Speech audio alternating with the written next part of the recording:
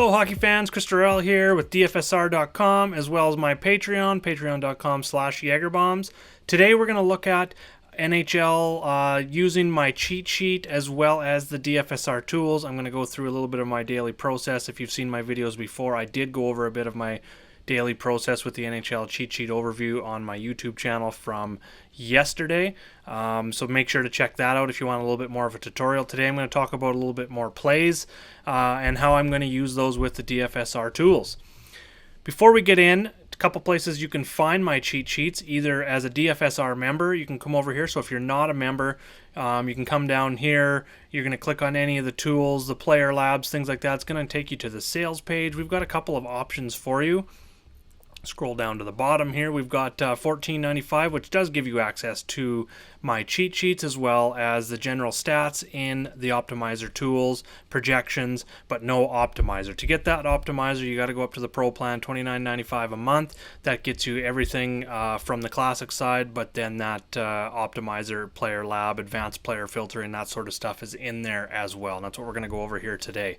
There's also a free trial on right now and a deal, $99 for the next 5 months. You're going to get some savings there as well. So you can also go over to patreon.com/JagerBombs, like I said in the opening. This is just a place where I actually just sell my cheat sheets. Just if you're just looking for like one sport cheat sheet, you can do that. Multiple sports, you're not looking for optimizer, that sort of thing, you can come over here and check this out and support me over here as well. So it's $5 per month, $7 Canadian, and I cover about, I want to say 13, 14 different sheets right now. We've got NHL, college basketball is going, League of Legends is going to be back up hopefully very soon here. In terms of the sheets, we've got soccer covering EPL. I got Dane helping me out there. UFC package, got Kenny helping me out there. That's $5 a month, $7 Canadian. PGA's up, we cover showdowns. And full tournament, college football's over for the season. NBA's fired up here. Kenny's helping me out on that side of things. Baseball back in March. And then if you want all sports together, it is $10 US or $13.50 Canadian per month. So that's a great deal to get all of those sports all together. With that, let's jump into Wednesday, January 20th, picks and analysis. All right. So I always start out on the matchups tab of my daily cheat sheet, and this is posted over on the Chris's Sheets page over on DFSR.com. If that's where you're coming from, just go up to the top here, click on Other Sports, Chris's DFS Sheets. I'll open it in a new tab here to show you what the page looks like if you're not familiar with it. All the sheets are listed here with the date showing, which is the newest one. So we got golf, NBA for today, NHL. NFL will be up a little bit later today. College basketball is up. So that's where you can find the sheet. So we will jump back. I always start out at the matchups tab, looking at the team matchups, just kind of see, maybe narrow it down. 5-game slate tonight, 10 teams. I'm probably going to narrow it down to my 3 favorite teams. Try and get 2-man stacks from those teams for cash games. I've talked about this in the past. It's kind of the way I like to roll. On a smaller slate, I will definitely expand that to 3-player stacks, maybe 2 forwards and a defenseman from a team from my top team, and then maybe 2 forwards from 2 other teams or 2 from one team, and then just kind of some one-offs in there. So it's all going to depend here. But let's talk about my favorite teams for tonight, first of all, and why they stand out. So again, small sample size with some of these stats, but first of all, looking at the Vegas totals, we got Toronto and Edmonton at 6.5. I really like the Toronto side here. They so far are ranked top 10 in offense, while Edmonton is ranked 25th in defense. So I just kind of going over here, I got my other screen set up. I had the page up. There we go. Yeah, so in Edmonton's 4 games so far, they've given up 5, 2, 3, and 5 goals. The defense hasn't been that great. The offense has been lacking as well. As you can tell, they're 23rd in offense. So right away, Toronto stands out for me. Highest total in the game. We've got a top 10 offense versus a bottom 5 to 10 defense here, which I really like. Toronto's number 1 in scoring chances. We'll talk about the plays for Toronto coming up, but that's the first team that stands out here looking at the team matchups tab. Second, Montreal. This game's got a 6 over-under. Montreal's on the road here, cross-country going to Vancouver. I'm just going to bring up their season so far. But yeah, they're top 5 in offense, and bottom, they're 26th in defense is Vancouver. So the other team is going to be Vegas. They are 6th in offense, while Arizona is 21st in defense. Arizona, this game is a 5.5 total, which I'm probably going to bet the over here. It feels like they're really going based off of Arizona's defensive rankings last year, which Arizona was a very good defense last year. They have not been early in the season. They've really, really struggled. They've given up 4, 3, and 4 goals. So they've given up at least 3 goals every game, 4 in 2 of the 3 games. And now they're facing Vegas, which is the 6th best offense. They've been absolutely on fire. We're going to talk about some of them as well. So on this page, the 3 that stand out to me, Montreal, Vegas, and Toronto. So moving into the actual plays, we're going to look at the goalie tab here. So I haven't done a video yet since I have updated and added the model. So I've added a little bit of a model here. Keep in mind, again, this is a small sample size, so this model is going to be a little bit more reliable as we get more into the season, but I'm definitely using it as a guide to, I'm going to look in more into these plays just by what the model says. So we've got odds, shots against per 60, because that's really key for looking for a floor for a goalie, is facing a lot of shots. Save percentage, high danger save percentage, team defense. So like for Binnington here, that team defense ranking is St. Louis's defense, and then opposition offense is obviously San Jose's offense.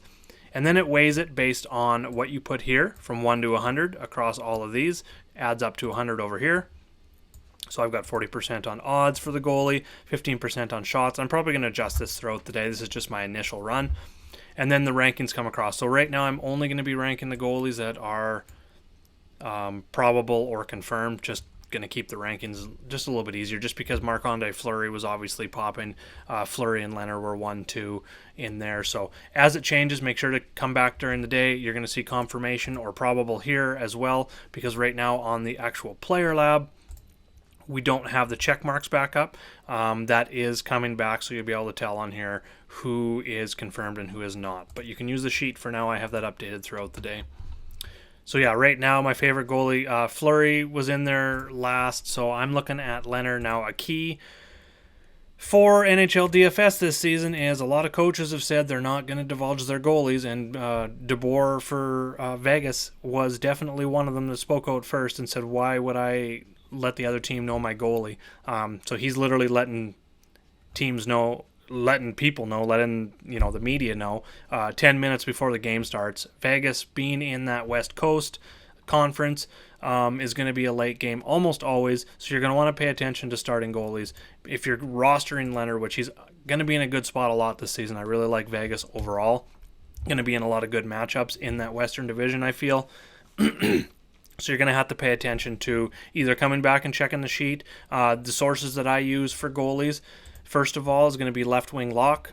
And then just up here, goalies, starting goalies, projected, confirmed. You can actually click on those links, and it's going to take you to Twitter to who broke the news. So you can actually dive in and confirm it. Same over here with Daily Faceoff. I use both of these. This is line combinations that I'm in now, but they also have starting goalies. Both sites also have premium products that you can pay up for to get projections and stuff as well. Both very good sites. Shout out to them. So back to the sheet. Leonard would be my number 1. And then moving across, I've only highlighted players from the teams that I've talked about. So first of all, I like Austin Matthews, John Tavares for Toronto as the top 2 centers. Stands out right away is the shot volume. Both are averaging over 24 Corsi. Both are averaging over 13.5 shots per 60. And Matthews is averaging 6 combined shots blocks. Tavares is averaging 4.5 shots blocks. Toronto's the pretty big favorite in this game. 3.9 implied goals. And then to pivot off in GPPs, because I think they're going to be a little bit lower owned, is the struggling Oilers. But the upside is absolutely huge with McDavid and Draisaitl. I won't be using them in cash. But I think they make a good pivot. They're going to break out eventually and have, they both had that one good game, but 3 of the 4 games have just been like well below average for their offense.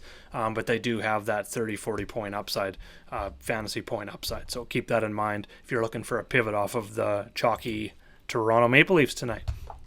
For Vegas, I like Carlson as a GPP play. The shot volume's not there, so he's not one I'm going to be looking at. So I'm going to be looking at either one or both of Tavares and Matthews, and I've talked about this in the past. If you're rostering Toronto, their shot volume mainly comes from their top 2 line centers, Matthews and Tavares.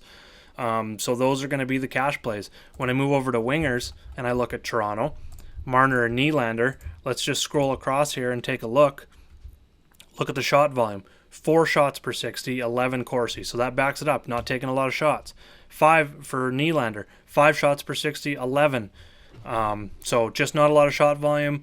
If on a smaller slate, for sure, even if you're stacking Matthews as your top center or Tavares, I don't mind running one of these two in cash games. Marner's price is getting up there, so I'm probably going to go away from that because I really love Pacioretty today. But you could go with them, and kind of has a stacking piece in a two-man stack. But honestly, on this smaller slate like this, I really don't mind stacking Tavares and Matthews. It gets you access to both the top lines, both top power play units, the shot volume for both, like I talked about. So it just gives you exposure to the top 6 and pretty much all the scoring for Toronto, unless the third or fourth line comes out and, does their work tonight and steals that. But that's why I like stacking those two at center. For value, I like Nick Suzuki on Montreal. He's had a good start to the season. Not a lot of shot volume, but the price reflects that. And then Chandler Stevenson, probably my favorite value play at center. He doesn't get any power play time right now, which is a little bit concerning. Vegas is in a good spot, though, and he is skating on that top line with Pacioretty, so there's a lot of opportunity there, even though he's not on the power play, and the price is cheap enough where we can consider him in cash. So I would use him as a cash play if I'm only rostering one of the two of Matthews and Tavares. He works as well for GPP if you're going with any of these top centers.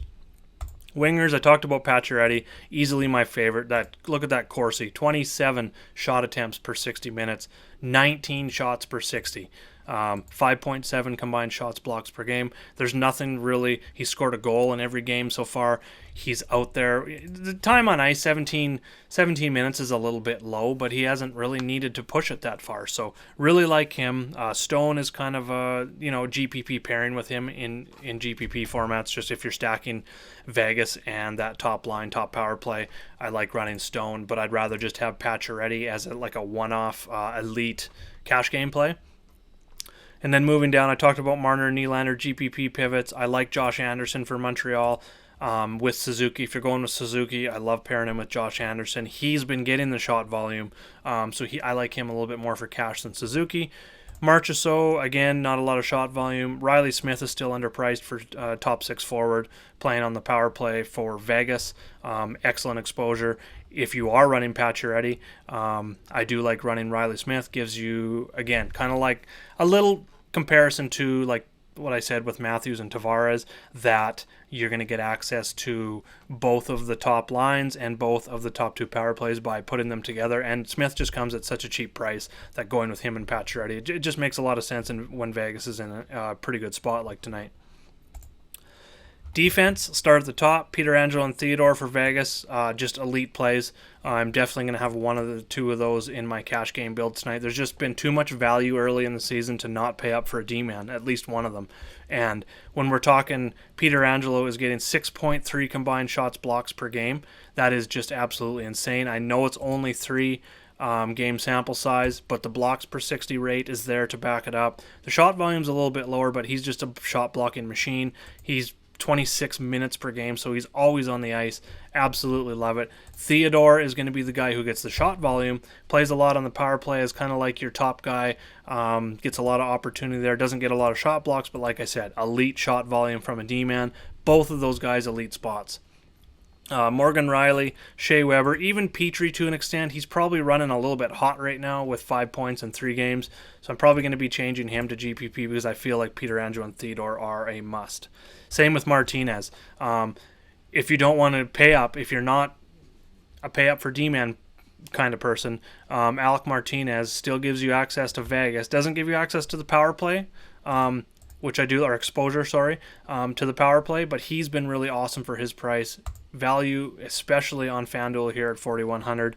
6 shots blocks per game. He's been a shot blocking machine as well. If you want to go the balanced route, Martinez and Romanoff for Montreal. He's been an awesome rookie so far this season. He's getting shot volume. He's getting ice time. He's getting power play time. He's blocking shots. He's doing absolutely everything. That price should be in the 5K range for what he's done. So I expect that price to continue to rise. So get on Alexander Romanoff now.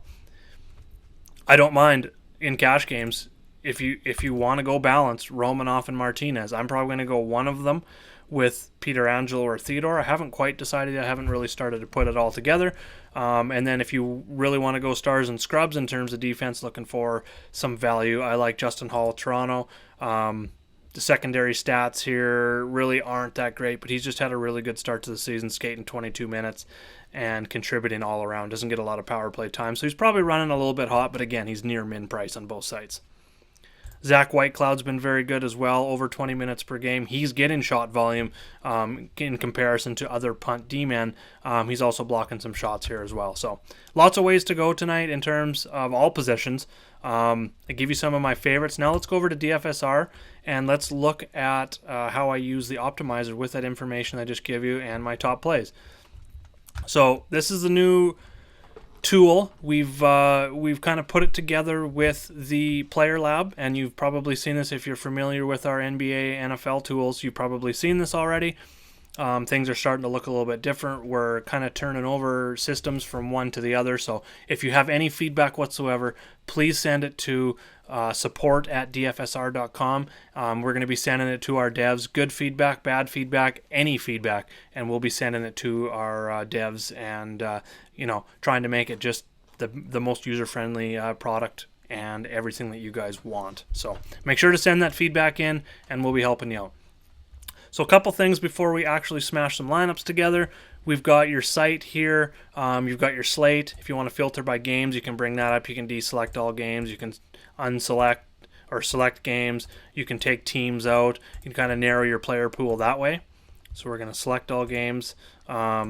Stacking, I don't personally use this feature. I know some people do. The one thing with the backend optimizer right now is it doesn't recognize line combinations. Like over here, if you go into depth chart, you can see a team, what line they're on, line 1, 2, 3, and 4 for that team, and then the power play designation. Backend does not show that, so that's not going to give that correlation in here. So I'm going to show you how I use my sheet, my picks, my top stacks, and how I use that with the optimizer. So that's DraftKings. Over here on the right, here's your number of lineups, 1 to 50. Diversity is new. So pretty much what that means, if you're making 50 lineups and diversity is at 0 and you hit optimize, you're going to get the 50 highest projected lineups possible spit out from the algorithm. If you go to 100, you're no longer, the top lineups going to be the same, but it might not even be the same, actually, sorry, because what you're doing with this diversity is just diversifying how many players are going to be in your player pool. So in that 50 lineups, let's just say a number, you're using, say, 60, 70 players at diversity at 0, you're probably up in the 100 to 120 player pool. That one's a tough one to say. Player pool, up here at the 100 diversity. So I generally just leave it at 0 unless I'm playing GPP. I play almost exclusively cash games, so I pretty much leave that at 0. But I can see if you're going in and building 50 lineups, maybe throwing it in the quarter and the dollar, and you're just experimenting, take that diversity, maybe do 20 lineups at 50, do another 20 at 100 diversity, just mix it up and just experiment with things and what works for you best. That's really what the tools are here for, is to kind of give you the tools to figure out what works best for you in your daily routine. So then you got your basic filters, salary. So if you didn't want stars and scrubs, you could really see how that narrows the player pool down as we go. So you can do that. I don't right now. Stars and scrubs has been so huge early in the season with so many mispriced players that are huge opportunities. Guys on the first line, first power play that are minimum price. Carter Verhaeghe, I'm talking about you. Shout out. Really crushed it last night. And now this is new here. This is the Player Lab. Now this is integrated right into the optimizer now. So keep in mind that the stats in here are the season and on a per game basis. So right now it's a small sample size. Most teams have played 2 to 4 games. But as the season goes on, I'm going to start using this Player Lab more videos to come on this for sure. But, we're looking at goals. Okay, so actually we're going to go over to centers, and we're going to look at these options here. So goals, there's only 3 or 4 players on this slate tonight that are averaging over 0.47 goals per game. So you can adjust that slider. Let's go 0.3 goals per game. That opens up your player pool. Let's go 1 goal per game. Obviously, Hurdle is the only one in there. He's played 3 games, scored a goal in every game. Or no. Yeah, there we go. Okay. So that's how you use those filters, blocks. So if you're looking at D-men and you want someone that's getting a lot of blocks per game, so these are the guys that are getting at least 2 blocks per game. So we can start looking at them. It's not a and-all, be-all. This, like I said, as the numbers start coming in, because they're on a per-game basis, small sample size, they're very hard to use the player lab with. So keep that in mind early in the season if you're trying to utilize this player lab and you're getting some players and like, why is he showing up? It's generally going to be a small sample size thing. I'm going to probably start and wait for about 10 games for each team, 10 to 15 games when the stats start leveling out to normal. And then I'll do another video on how I'm going to use this player lab to build cash games versus GPP lineups. So those are the filters. Let's get into building some lineups here. Let's go to DraftKings, because on DraftKings we have to lock a player, either lock 2 players, lock a player, and X a player. So there's a bit of a process there. It's not just quickly hit optimize and get your top lineup. I really want to teach you guys how to use these tools, and not just, I don't normally, unless I'm in a real hurry and I'm running, NBA, PGA, and NHL sheets all on the same day and working on projections and stuff like that, and I'm in a hurry and crunch time, because you guys obviously come first in terms of projections on the back end. I will run the optimized lineups, DK1, FanDuel 1, maybe split them and run like DK 1 to 3 and FanDuel 1 to 3 or whatever, split them in my cash games. But generally, I am going to use my sheet. So the first thing I'm going to do, especially on DraftKings, I talked about a few players I really like tonight. Austin Matthews, John Tavares, Max Pacioretty was one of them. I'm going to be locking Max Pacioretty and Riley Smith in. Let's do that and see how it works out here. So I'm going to go Max Pacioretty. We're going to have to search Riley Smith. 2 locks. We'll hit optimize and see what it spits out here. Take a few seconds. So the other thing that you see here with these stats is you've got this points column, points per dollar, value, the player name, percentage, lock. So something you can do, because these, I generally audit all stats on all sports to like a cash game build, to a floor projection, we'll call it. So if you feel a player's in a really good spot tonight, you want him forced in your lineups, not even forced in your lineups, but you just want to give him a boost and give him a bit more of a ceiling projection and see how that plays out. So first of all, there we go. Like I talked about before on my sheet, Tavares and Matthews are coming out together, even with Pacioretty and Riley Smith.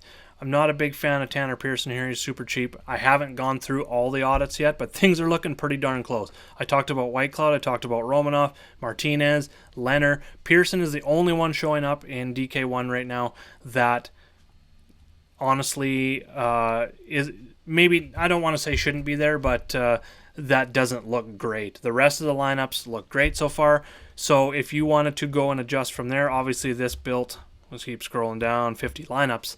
And as you can see, the player exposure, we see a lot of players 100%, 90%, 90%, 90%. That red percentage just means out of those 50 lineups, how many times that player shows up in those lineups. So you can see the diversity at 0. There's not a lot of players, a lot of 100%, 90% players. You're going to see all these players that are 90% plus in all these lineups. Let's go and just change the diversity. Let's put it at 100. Rerun those lineups with Pacioretty and Smith. Pacioretty and Smith should still be forced because they are locked players. This one's probably going to take a while because of the diversity meter. So I'm just going to move over. You know what we're going to do? While that one is crunching the DraftKings, we're going to go over here and we will have a look at the FanDuel optimizer as well. FanDuel, you don't have to lock any players, so you can pretty much just hit optimize and run the lineups that are there.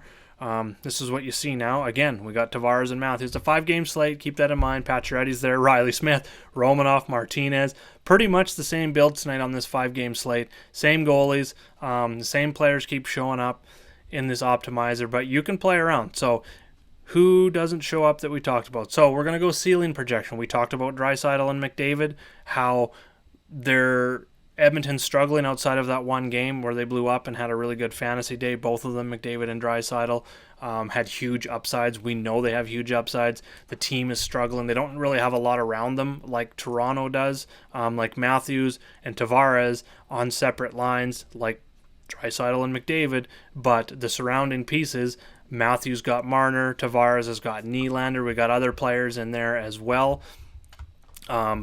So the floor I like better for the Toronto guys. But if you want to go a ceiling projection and say, okay, I think Edmonton breaks out tonight, you can come into this square box under points, and let's just say, for instance, we've seen them score that many before. Let's just go 30 points for both. Say they both go off. Put them at 30 points. We're going to hit optimize on FanDuel. We're going to see what that shakes out. Exactly. It's going to force them in over McDavid or over Tavares. So you don't necessarily have to lock a player to get them to force in a lineup.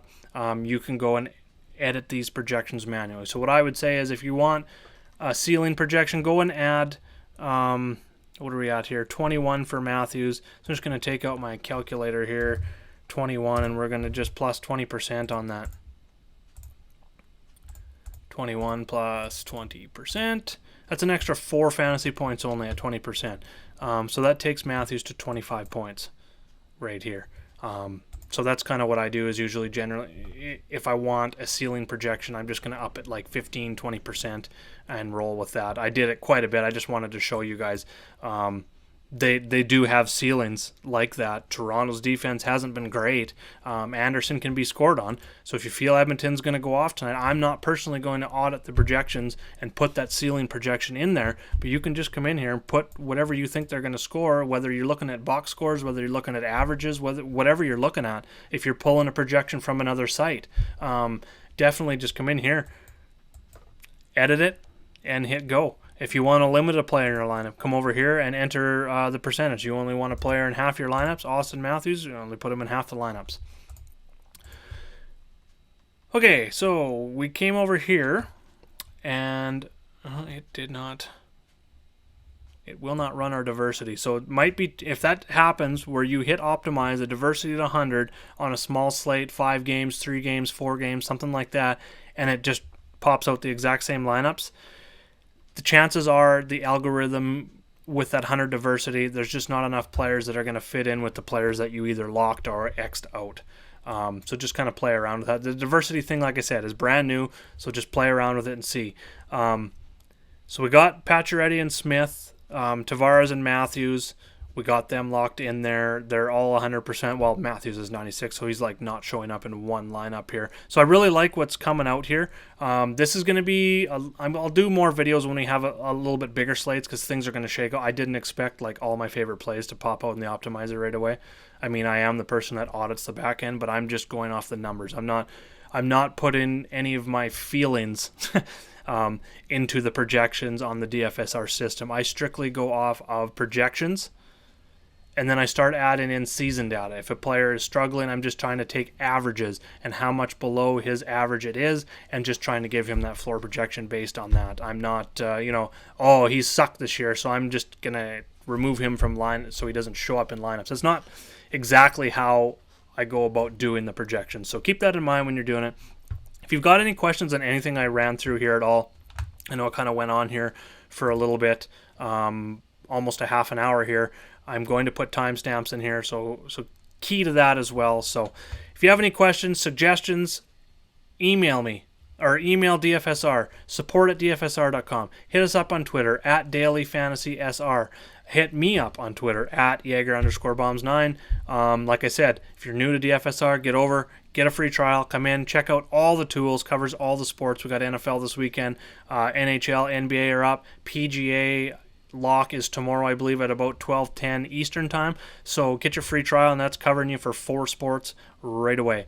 Thanks for watching the video. All likes and comments below, very much appreciated. And subscribe to the channel. Hit that bell. You're going to get notified when more videos are out. Much more to come. Thanks, guys. Let's get some green screens. Good luck out there.